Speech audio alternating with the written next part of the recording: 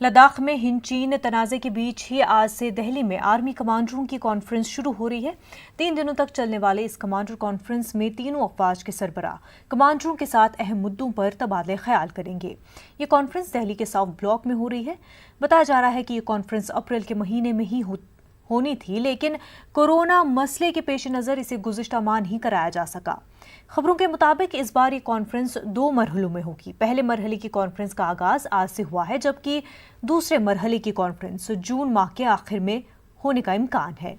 लद्दाख में चीनी फौजियों के साथ हुई हाथापाई के बाद के हालात से जोड़ते हुए इस कॉन्फ्रेंस को काफी अहम समझा जा रहा है।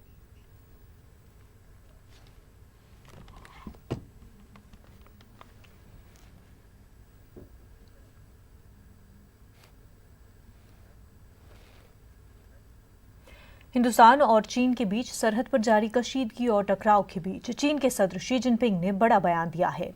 शी जिनपिंग ने अपने फौजियों से कहा कि खुदमुख्तारी को कायम रखने के लिए तैयार रहें।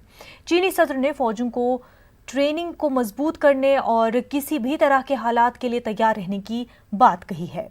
5 मई को लद्दाख में हिंद चीन फौजियों के दरमियान झड़प होने के बाद दोनों मुल्कों ने सरहद पर फौजियों की गश्त बढ़ा दी है। उधर दिल्ली में पीएमओ में मीटिंग हुई। वज़ीर दिफा राजनाथ सिंह समेत तीनों अफवाज के सरबराहान मीटिंग में मौजूद थे।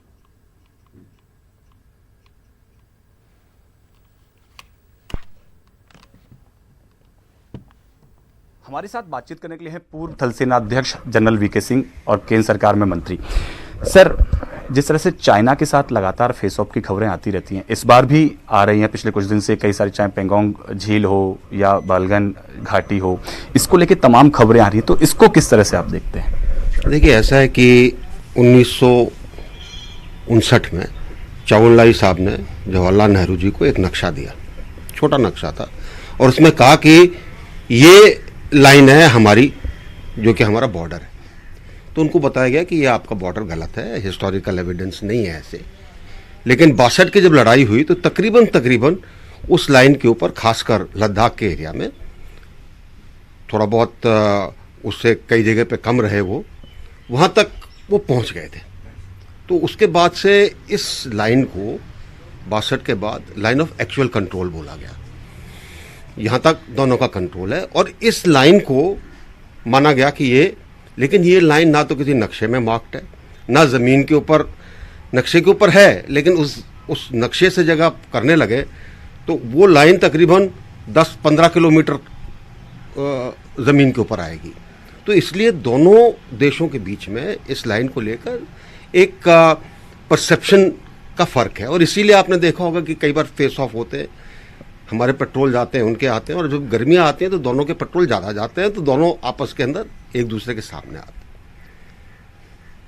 इस समय जो हो रहा है, मुझे लगता है कि चीन जिस तरीके से दिखाना चाहता है दुनिया की के ध्यान को जो उसके ऊपर केंद्रित है उससे हटाना चाहता है, तो ऐसी कुछ हरकत कर रहा हो। लेकिन मुझे इस चीज़ का पूरा विश्वास है कि हमारी सेनाएं पूरे तरीके से तैयार हैं, पूरे तरीके से तत्पर हैं, इस चीज़ को समझती हैं। हमारे जो ज़मीनी कमांडर हैं उनको पता है कि क्या हो रहा है, और इसलिए इसके अंदर पैनिक की बात नहीं है। सर, क्योंकि इस समय पूरे दुनिया में महामारी फैली हुई है, तो कई सारे देश, अमेरिका समेत, कहते हैं कि इसका कहीं ना कहीं ओरिजिन चाइना का है, चाइनीज वायरस तक अमेरिका प्रेसिडेंट ने कहा। तो क्या लगता है कि कोरोना के चलते जो एक माहौल पैदा हुआ है चीन के खिलाफ, उसको थोड़ा सा डाइवर्ट करने की कोशिश? देखिए, कई चीज़ें हुई हैं। कोरोना से पूरी दुनिया का ध्यान चीन की तरफ, चीन कटघरे में खड़ा है। अब उसने कुछ तो ऐसा करना है ना जिससे कि चीज़ें अलग हो जाएं। अब हांगकांग को लीजिए, पूरे दुनिया के सामने कटघरे में आ गया। उसके बाद कई जगह उसने ऐसी हरकतें की जिससे कि सब लोग उसको शक की निगाह से देखते हैं। तो ये चीन ने कई बार किया है, जब वो ध्यान को अलग करना चाहता है दुनिया से, अलग चीज़ों के ऊपर केंद्रित कराना चाहता है, तो कुछ हरकतें करता है।